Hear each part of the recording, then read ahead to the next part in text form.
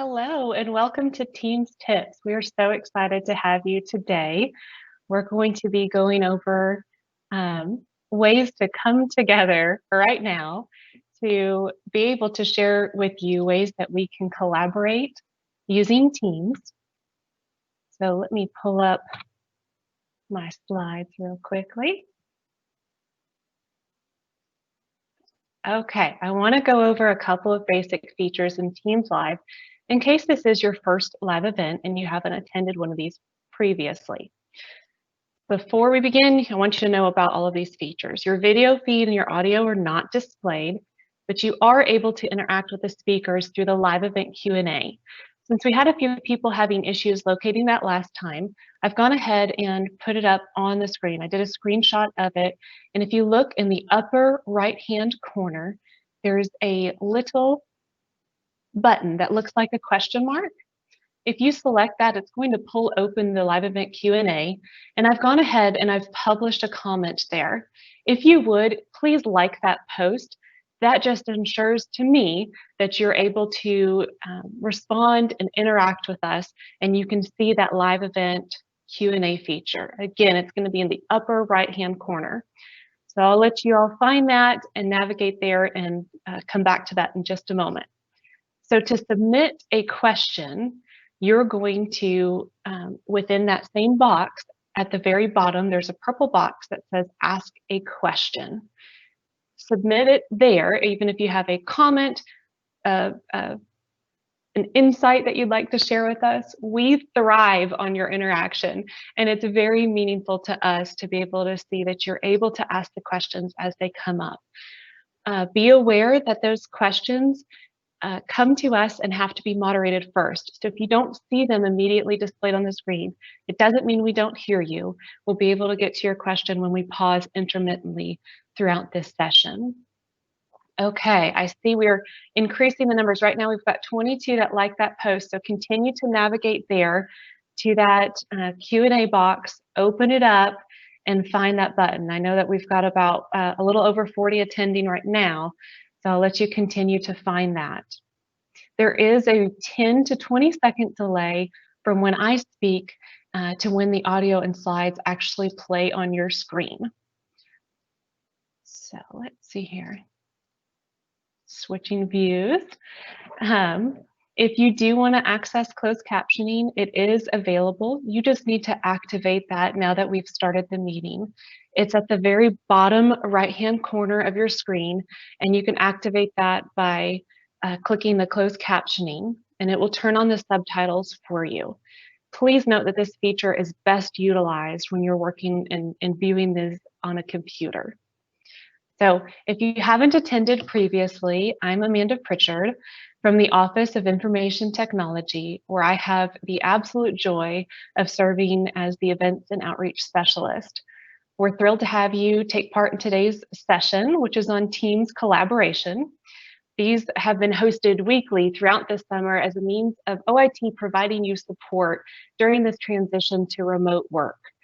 It's our intention to be able to partner with you by providing you with the technical support needed to ease the stress of working remotely. So to get a little feel for how you're doing so far with using Teams, I'm going to go ahead and post in the chat box a quick poll for you to be able to take. I'll go ahead and post that real quick.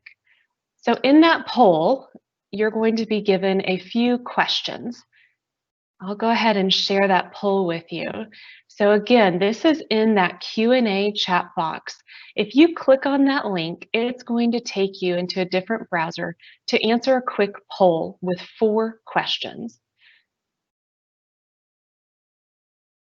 The 4 questions are listed on your screen. So if anyone's send me a note here. I'm checking the Q&A to see if anyone's having issues getting to that. Oh, excellent. We're already getting responses. So this is a live poll. So as soon as you respond, we're going to start seeing and receiving your feedback on how familiar you are with using Teams and using it as a collaboration tool. So if you haven't yet, go ahead and pull up that link and answer how familiar are you with Teams and using it to work together. The answers, just in case you're concerned, they are anonymous, so don't hesitate to answer honestly. And let's get a look and see what your answers are. So we have a lot of confident Teams users. I love seeing that.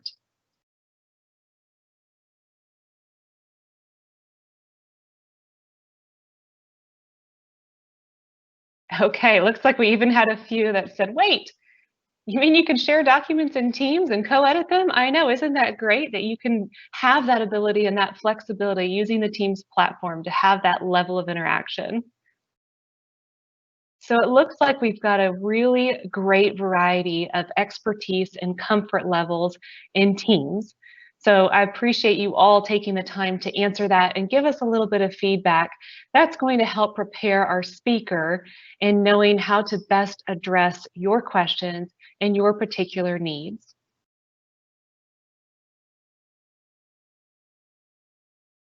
I hope you all enjoyed that. That was kind of a fun thing to be able to see. So fortunately, we have a number of ways to assist you, no matter what level that you're on. We have additional sessions that are going to be coming up this summer. Let me go ahead and pull those so that you can see them. So in addition to, can you go back, please? In addition to some of the sessions that we have going on right now, and next week, we have a full listing in August for you. Different sessions from Teams Telephony, which is a very popular one. Also Microsoft Stream, if you're looking at what to do once you have a event recorded, how to store and share that video, Microsoft Stream is going to be the session for you. Teams Trivia, the one I am most excited about. I am going to be relying on each and every one of you to be there with your toughest team questions as we get the best and the brightest Teams gurus on campus to be able to quickly answer any question that you may have, any feature that you are trying to get more information about. They're going to be there ready to respond to you. So guys, that is our opportunity to stump the trainers. I want to see you all there. And then finally, the session on Microsoft Forms. That's going to be a session so that you can learn how to set up polls, set up surveys, and set up registrations, all within Microsoft Forms. It's an easy to manipulate tool that you can, that you'll be able to use there. Okay. So I hope I got you a little bit excited about some of the classes that we have coming up. I'm going to go ahead and make sure we get that posted in the chat. Awesome, and it's already there. So if you haven't registered and if you want to register for one of those coming up, please go to our chat. Remember, that's what I had you like to make sure you could interact with it. So go to that chat, go ahead and pull up that link. It's on the bottom of the slide, but it's also in the chat box. On my next slide, I wanted to talk a little bit about the OIT forum. So from the formation of a unique team for every course to enhancing VPN, upgrading the wireless network, OIT has diligently been working to strengthen to support the shifting needs on campus. Client services will share in our forum how our voice and email migrations to Exchange Online have allowed departments to simplify communications and collaborate more easily. We'll have our HPC, our high performance computing group, come and share in their cutting edge research and assistance with the Federal Reserve researchers. I hope you'll consider joining us at our forum as well, because that's our opportunity to share with campus the latest and greatest things going on. So next, I am so privileged to be able to have Brian Sherwood back with us today to share in his immense knowledge of Teams. If you don't already know Brian, he's the Assistant Manager in Client Services in OIT. He devotes his time to helping others gain technical knowledge and be sure we're all equipped with the tools needed to be successful. Brian had a critical role in the migration to Microsoft Teams, which lends him as the perfect candidate to walk with us through the platform today. Brian, welcome. We are so excited to have you here. Awesome. Thanks, Amanda. I'm excited to be back. This is time number 3 for me on Teams Tips at 2. So excited to be back and share a little bit more about the platform and answer some questions. So I want to go ahead and let's go ahead and show the agenda just so that folks can get a lay of the land of what we're going to talk about today. So today's focus is going to be on collaboration, and I actually have one of my colleagues on the help desk, Jake Scheller, who's on with us in the background today, who's going to be doing some collaboration with me. But we're going to talk about chat and channels. We're going to talk less about what a channel is. If you missed that, you'll want to check out last week's Teams Tips where we went into that. But we're really going to focus on how co-authoring can make your virtual collaboration a lot easier, or even potentially easier than in-person collaboration, if you believe it. We'll also talk about using forms and the co-authoring abilities inside Microsoft Forms, as well as OneNote and collaborating inside of folders. A lot of folks ask us about this, so they want to keep things organized. Then we're going to go ahead and take a look at some other collaboration tools inside of Teams. We'll look at Planner, a really high-level look at Planner, but how you can use Planner to collaborate with your team with potentially reducing meeting time, talking about projects and that sort of thing. So we'll look at assigning tasks and editing progress and that sort of thing. And then we'll wrap up today talking a little bit about screen sharing and some of the abilities that Teams has when you're in calls and meetings and collaborating remotely that way. So with that, I'm going to go ahead and get started. As Amanda mentioned, if you have questions throughout today's presentation, go ahead and post those in that Q&A box, and I'm going to check in with her periodically to see if we have any questions. All right. Go ahead and share my screen here. Perfect. So you'll see that I'm in a Microsoft team right now that I've aptly titled B. Sherwood Training. We're going to start today by taking a look at tabs as they exist in channels and in chat. So I'm going to take a look in chat first just to show you guys what this looks like.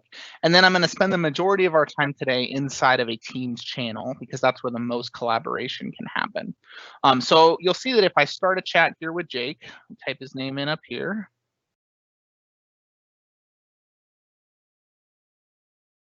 Send him a quick message to get my chat started. You'll notice that some of the settings that I show you in the chat area won't appear until after you've sent your first message. So if you've never talked to that person before, you won't necessarily see all this at the top. But you'll notice that we do have all of the different tabs available up here at the top. And if I click add a tab, I'm going to see all of the different options that are available here.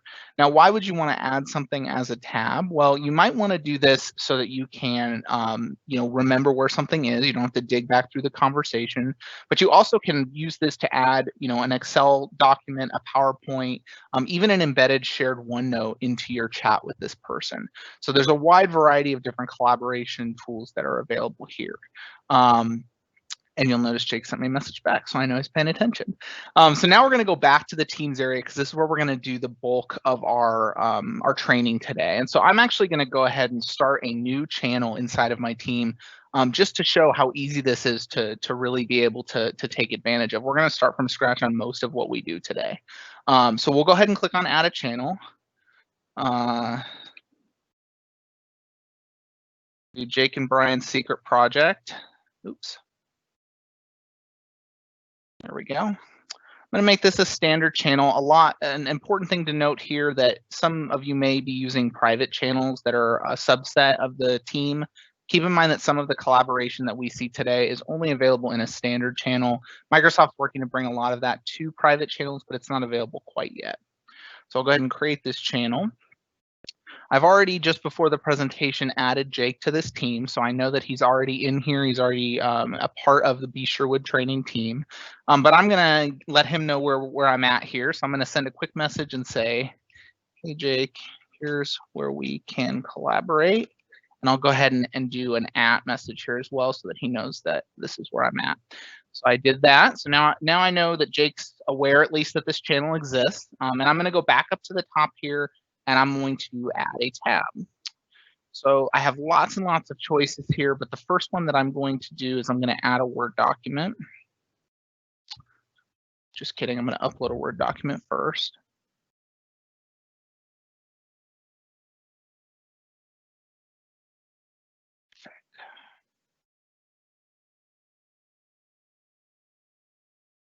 All right, so I'm going to go ahead and upload a Word document into my Files tab. And now that it's in here inside of my Teams channel, I can go right up to the top and I can choose Add a Tab.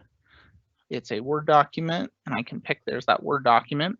And I have an option here to post to the channel about this tab. This lets my team members know that I've gone ahead and added a tab to the channel. So you can choose whether you want that or not. I'll leave it on for this presentation.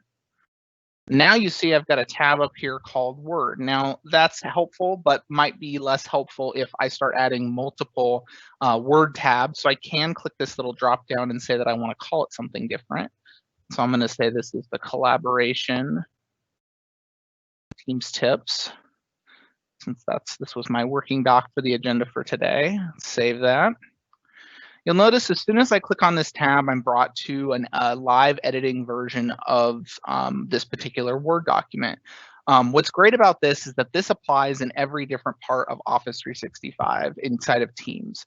So when I share a file, even inside of chat, I'm actually sharing a live editable version of that with my other person, or in this case, I'm sharing that with my entire team. And so you'll notice Jake is really on this. He noticed maybe that I added this new tab inside of this channel, and he's now in here as well. So you'll see that we're both co-authoring this file at the same time, and this is critical if not only for maybe less than real-time collaboration. So maybe you're working on an agenda for a training that you're doing with someone. You put a document together and add it here in your tabs.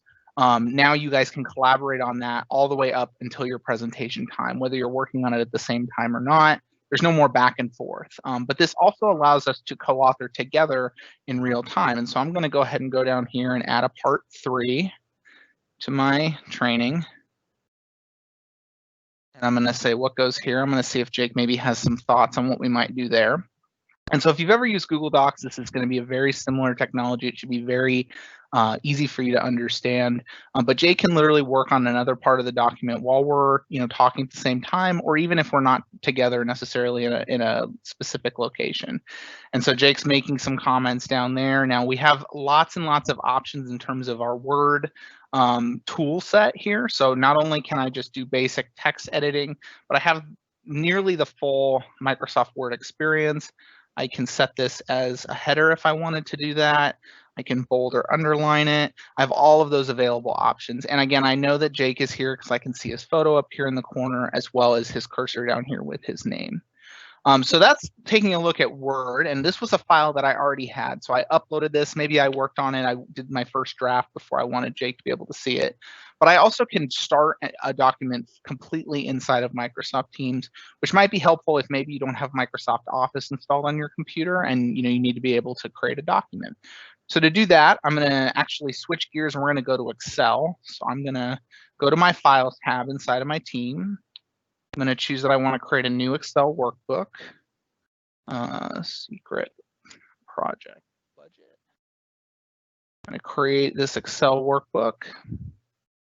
You'll see it's going to take me right into that file. Now, just creating a file inside of your team isn't necessarily going to let everyone know that it's been added there.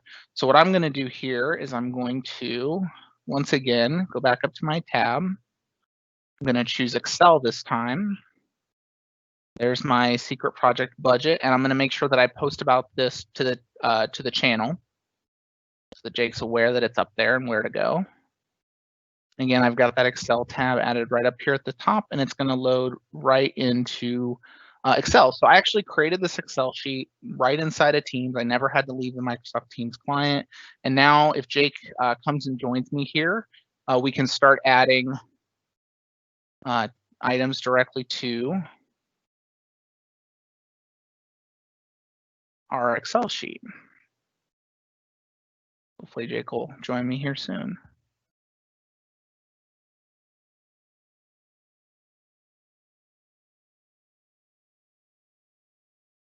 So I do have the option up here. If I click on this little chat bubble, I can actually reply to my own post. So I'm going to do that here, and I'm going to ask Jake where he's at.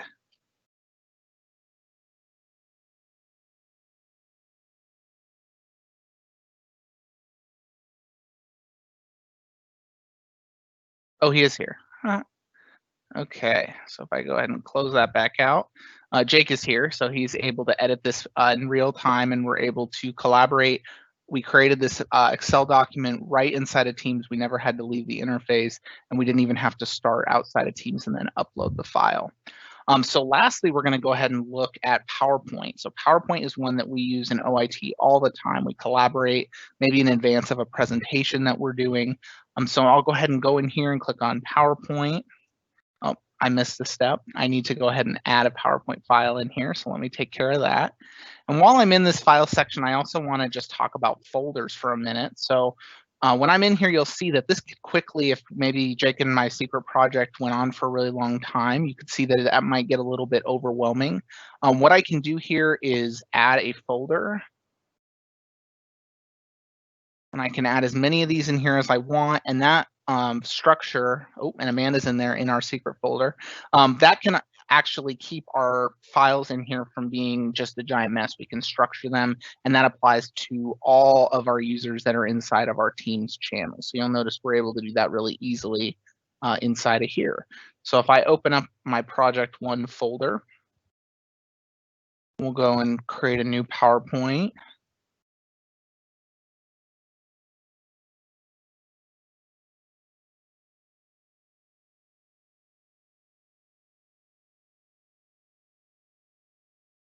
All right. We'll go back here and add that as a tab as well. So I can go up here to the top. Now I've got this PowerPoint in a folder, so it'll take me one extra step to be able to add it as a tab. When I get in here, you'll now see that I have this project 1 folder. I can just open that up and still be able to pick my presentation right from there. All right, now hopefully I might even get Jake and Amanda in here to help me co-author. We're gonna go ahead and add a slide. We'll add my intro slide here.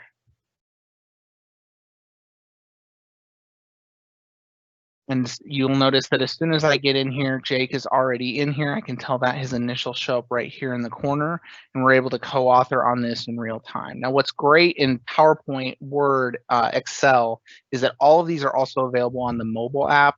So you'll need the Teams app and the Microsoft Office mobile app. You're actually able to edit those files from a phone or from a tablet. So if you have an Android or an Android tablet or an iPad, you're able to do that there as well. You'll actually see you're able to co-author. All 3 of us are in here editing at the same time. You can do up to 25 people editing at the same time. If you've got that many people in your PowerPoint or Word, you might have some other logistical challenges, but the technology will allow you to do that.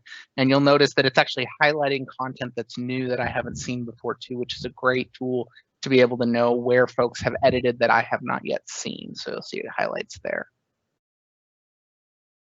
Now, the next one we're going to look at is Microsoft Forms. And I know Amanda mentioned that in August, we're going to do a deep dive into Microsoft Forms as one of our Teams tips. But I want to just touch on it today because it also has some of the co-authoring capabilities that we just talked about. So I actually can go back to my new tab interface. This isn't the only way to create a form, but it is one way that you can do it. I can select forms from the list, and then I'll get the option to either choose a existing form that is inside of Microsoft Forms, or I can create a new form that my team can edit and see results. So by default, this is going to mean everybody that's inside of my Microsoft team is able to edit and see the results of the form. Now, there are ways to do it differently if maybe you wanted to survey your team instead of creating a survey with them. And again, we'll cover that more in depth when we talk about forms later in August. But for right now, I'm going to create a new form, project intake form maybe. Again, I have the option of whether I want to post to the channel about the tab, and I'll do that so my collaborators know that that's where I'm at. I actually can open this up, and it's going to open right inside of Teams. I created this form inside of Teams, and you'll notice that Jake is actually already here. He's on it. He's keeping an eye on what I'm working on, and we're able to collaborate in real time, add new questions. I can add first and last name here if I wanted to. And we're able to, in real time, Amanda's joined us, create a form to be able to share out with folks. Now, again, we'll go into more depth on all of the features of forms, but I will mention that now I'm able to click right here on share, and I can get the link that I can then send to others if I want them to be able to fill out the form. But I didn't have to leave Teams to do any of that. and I don't have to create a version potentially in Word and then migrate it into Forms. I actually can co-author, and you'll see Jake's actually created another question here for us, with my teammates at the same time. So we're collaborating in real time. We don't even necessarily have to all be in the same meeting while we're doing this. Jake, you got to give the option for pineapple on pizza. Yes, it's a yes, people. So you're able to collaborate in real time here inside of Forms. Now, the next one I want to show is OneNote. So you may have used OneNote before, but OneNote really, when it was moved to the cloud, Microsoft did this a couple of years ago, gained some additional collaboration abilities. You actually can collaborate in real time in OneNote just like you can in all of these other applications. You'll notice when I go add my new tab for OneNote, I have the option of whether I want a whole brand new notebook or if I want to use the team notebook that's automatically created. So every team that's created in Microsoft Teams will already have a notebook that you can use here. I'm going to add a new section for secret projects. And again, I have the option to post to the channel about it. And I'll do that. And then you'll notice that just like all of these other applications, my OneNote is actually going to load right inside of my Teams channel. So I'm able to get that up here. You'll notice it's just taking a second to get set up. And now I'm in my familiar OneNote interface where I can work through my notebook and add additional notes. And my fellow teammates can add there as well. So maybe if we rotate, maybe we have team meetings and we rotate on taking notes, we can all take notes in the same spot. So there's not a need to email those notes out. I know that if I need the last meeting's notes, all I have to do is go to the right tab inside of Microsoft Teams. And again, with the OneNote app, you can do this as well on your mobile device or your tablet. So I just went through a whole lot of some collaboration utilities, and I'm going to pause for a moment and see if there are any questions. Brian, I think you know that there are. That we've gotten several questions coming in, and I think some of them can be categorized. I know you touched on, can several people edit at a time? You said that they can, and multiple people can. Just to clarify, you would get a notification if somebody else had edited the document, and you would see where those changes were made, correct? Good question. So you will not necessarily get a notification when someone has edited the document because the document is owned by the team. So remember, when you're uploading documents inside of the Teams area, those are actually not necessarily yours. You might have been the person that added them, but they belong to the team. And when others edit those, you will be able to see, and hopefully I can get it to do it again. The next time that you go into that document, it will highlight what has changed. Looks like there's nothing new here for me, but it won't. Oh yeah, there we go. You'll see that it highlights them here in blue, and it has a little spark that tells me that there's something new there. But I'm not going to get a notification unless that person who edited it lets me know by commenting on it or something like that. Okay, great. And if I have a file, Megan wants to know if I've already got a file and I've been working on a document and I move that into a folder, is that going to break the link to the file where people not be able to find it? How, if I'm typing things up and moving them and categorizing, will people be able to find them when they go looking for them? Yeah, that's a good question. I think a lot of us went into Teams not quite knowing that, certainly not knowing we were going to have the year that we've had this year. So now we might have a lot more documents in there than we were expecting. If you do move a document into a folder, there is a chance that some of your, if you set it as a tab, that may break. You may have to set that back up, but it's not going to remove anybody's access to that particular document. The access will remain the same because those folders are inside of here. What I would recommend is that if you are using folders inside of a channel, go ahead and set that up and let your team know before you do it if you've got a bunch already in there. And as much as you can, set that up prior to really heavily using Teams, because there could be some possibility of a document link breaking. That's really helpful.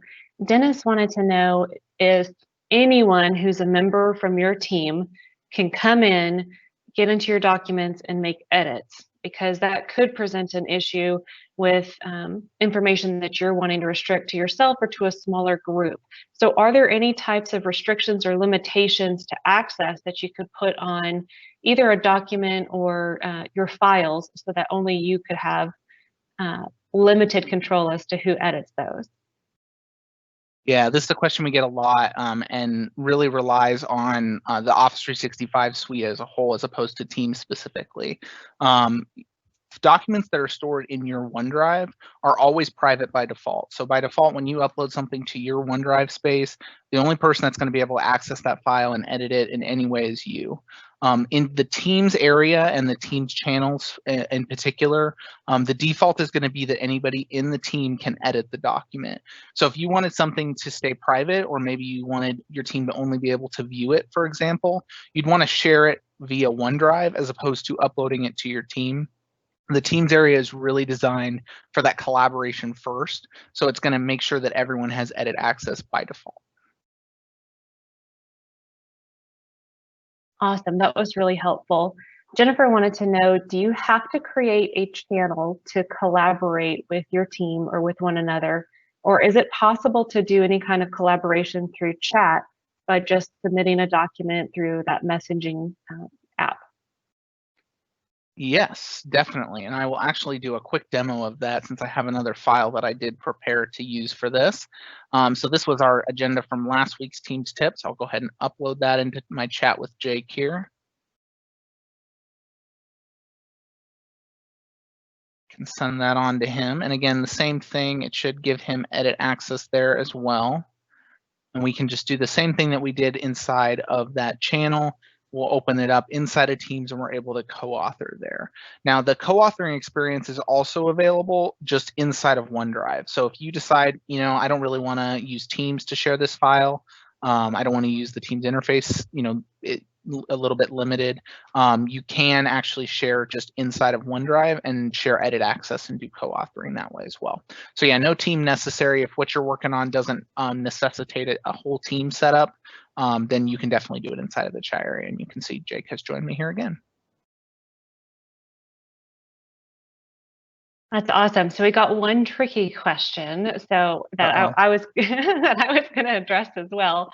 Nancy wants to know, since we're talking about forms and we have a session coming up on forms, will forms replace Qualtrics?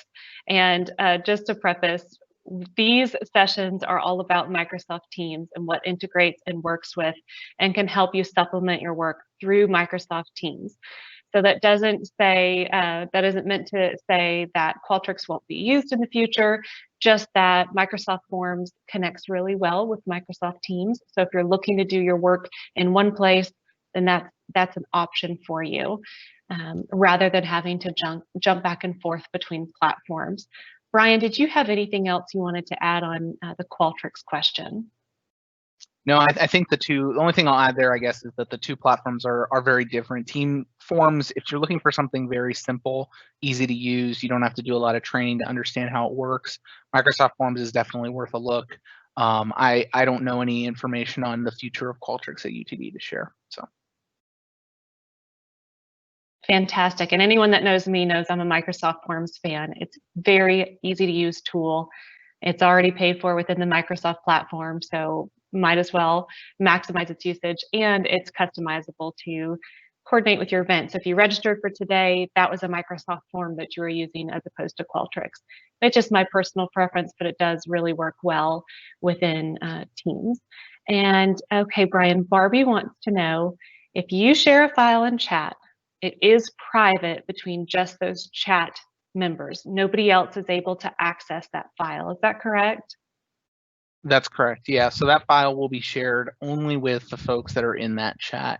And it's by default functionality is that those folks have to log in. So even if the link got sent to someone else, they would not be able to access it. Good question. Okay, and I think we're down to our last question, which you can determine whether or not we have time for this particular thing. But Sabrina said that she saw Adobe Sign as an app and didn't know if you could show us how that would work. That, I know we've already had a session on apps, so it may not apply necessarily to Collaborate, but if you feel like it applies, let us know, and otherwise we can continue on with your presentation. Yeah, I will address it because it is a question we get often, and then I'll move forward. I cannot demo it because the university does not have a license for Adobe Sign. So it is an integration that is on inside of Teams. But if you were to log in and try to log into it, it would tell you that you're not licensed for it. So unfortunately, Adobe Sign is not part of our current licensing agreement with Adobe, but that could change in the future. But good question. So with that, I'm going to move along here and talk a little bit about Planner. Now, we could do a whole training session just on Planner. So today we're going to just start with the basics. Now, Planner, you'll see is available here as a tab. You also can access it over here on the left rail with these three dots and just look up Planner. You can see I pinned it here to the side. But we're going to keep going with what we were doing, and we're going to add another tab. So I'm going to add Planner. Now, when I click on Planner, you'll see that it's going to, in just a moment, give me a couple options. Now, if I already had a plan set up in the Planner interface, I could pick from that. And looks like actually there was one already created. But I want to create a new plan, so I'm going to just go ahead and do that here. We'll do secret plans. And again, I have the option to post to the channel. Now, what's important to note about Planner, and we get this question a lot, is that plans must have a Microsoft team that they're linked to. You can't just create a plan that's standalone. There is a functionality called To Do that's available if your email has been moved to the cloud, and that'll be throughout the rest of this year. We're rolling out. Everybody's being moved to the cloud, and you'll have access to that. It's very similar to this. It's just for your personal list, so you're able to do that. But you'll see that with Planner here, I'm able to take a look in my tab. I've got that secret plans tab. And again, this is going to be real-time collaboration. So Amanda and Jake are able to come in here and they're able to add tasks. And you'll see that someone actually already did that here. And that's all happening in real time. Now, this tool is invaluable if you're doing project management, light project management, or even just your team has a lot going on and sometimes stuff gets lost. We've used this in the past at the help desk to just keep track of, hey, this isn't something that necessarily needs to happen right now. Like it's, someone's not waiting for us on it, but it's something that's going to improve our user experience. We'll throw it here in Planner so that we're able to keep track of that and we don't, lose that. So you'll see that when I go here, I'm prompted to add a new task. I'm going to go ahead and do that. So I'm going to click on add a task. It's going to prompt me here with a little card. So I'm going to go ahead and do this and do a create demo. When I do this, I have the option to set a due date. This is really important if something is a little bit more time sensitive. I'm going to set this one to next Friday. And I actually can then go ahead and assign it, which is another great tool, especially if maybe you manage a team or your team has maybe specific folks on it that are trained in specific things that who's going to work it. I'm going to go ahead and assign this one to Jake. You'll notice this list here is the folks that are inside of your team, so they have to be able to be in your team before they can see this. And now I click add task. You'll notice it created that. It's got that date listed there and then Jake's name on it as well. Now, if I open this up in the full editor for this task, I have a few more options. You'll notice that Jake is actually changing the progress. That happened in real time. And he was able to update it to in progress, meaning he started work on it. I also can change the priority of this. So I could set it to important if I wanted to. I also can create a checklist if I had specific subtasks that I wanted him to do. And again, all of this is happening. We're all collaborating in real time. Jake just changed it to low. He must disagree with me on the PowerPoint. But we're able to collaborate in real time. There's no more back and forth. There's no more, one person has to keep up with your list of tasks for your team and you all have to update them or something like that. You can do everything in here in real time. You'll also see that we've got, right now we only have our default to do, which is a bucket. Buckets allow you to help organize these tasks. And so I can add another bucket of maybe communications. So these could be things that we do that we're communicating out to others. You can title your buckets whatever you'd like. You can create as many of them as you'd like and keep doing your tasks here and adding as many of those as you'd like as well. And so this is another great tool. Again, we could talk for a full hour about Planner, but we do have some tutorials linked on our Office 365 page off the help desk site if you're interested in kind of getting a more in-depth version of Planner, but a great way to collaborate with others on your team. And so the last thing I'm going to show today is we're going to talk a little bit about screen sharing and calling inside of Teams. So if you have been moved to Teams Voice, you're probably very familiar with calling, but even if you're not, you've probably relied on Teams calling or screen sharing at one time or another. We're going to just demo that today because it's such a critical part of collaboration, especially when you're not able to meet face to face. So I'm going to send Jake a message here. Jake, this will look familiar because I send this to you probably a couple times a day, asking if you've got some time for me. So let's see, let's wait for Jake.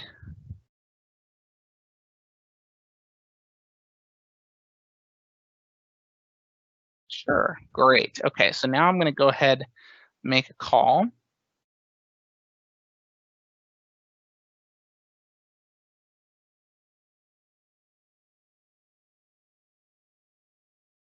So now once I'm in a call with Jake, he's going to be able to hear me. If I have a webcam available, I'm going to be able to video chat with him.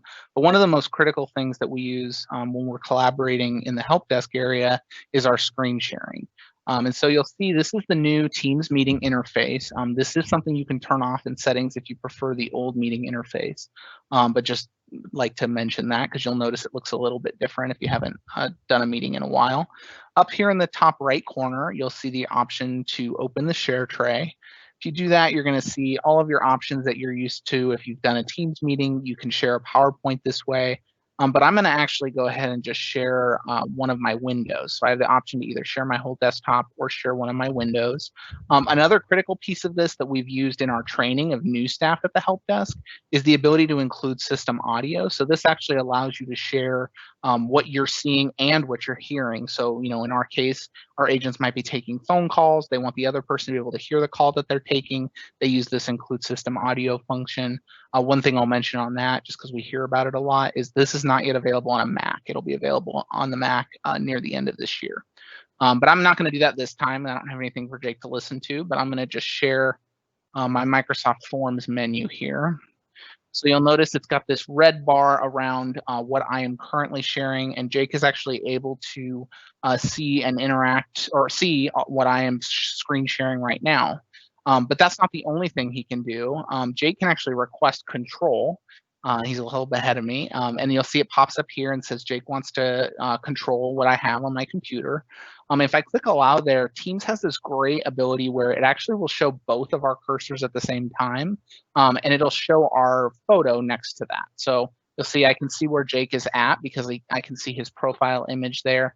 And at any time, of course, I could come down here and I could end the call if I wanted to do that. But a great tool that you can use, the screen sharing and the control, that allows you to show the other person what you're working on.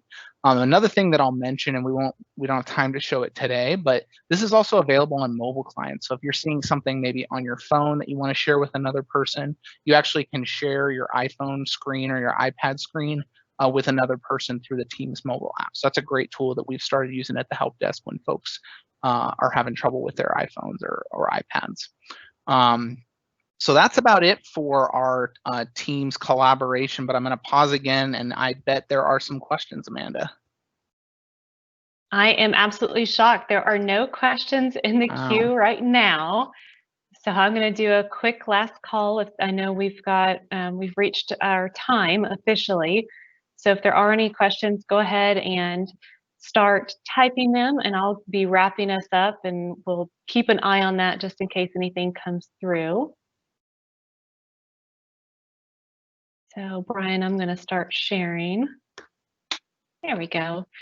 So I'm sure all of you could recite this by now, but if you don't already follow us at UTD Infotech, all of our social media platforms are listed under there.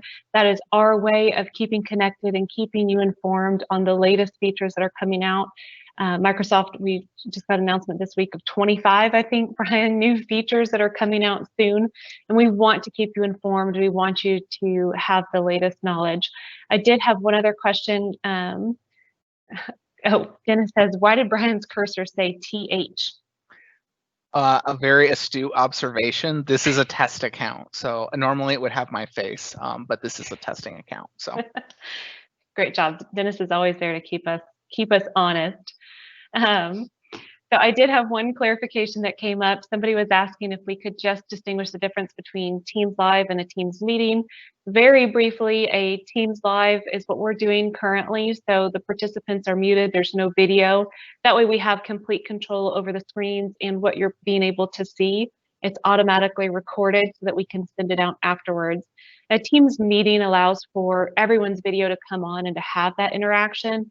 And because this is a session where we want you to be focused on the information we're sharing with you, we have chosen to do it as a live event to provide that information just directly to you to avoid the interruptions of having people come on and off screen. So I hope that helps clarify. And just finally, if you don't already know how to contact us, our email address is assist@utdallas.edu. I want you to remember that we are here to help. You are all awesome. We're in this together. So if there is any way that we can assist you, please reach out because we truly want to be able to be there to support you at this time. We'll be sending out a survey a little bit after this. Let us know how you feel that we're doing with keeping you informed and keeping you aware of all of the features within Teams so that you can do your job to the best of your ability. Thank you all so much, and I look forward to seeing you at our next Team Tips at 2.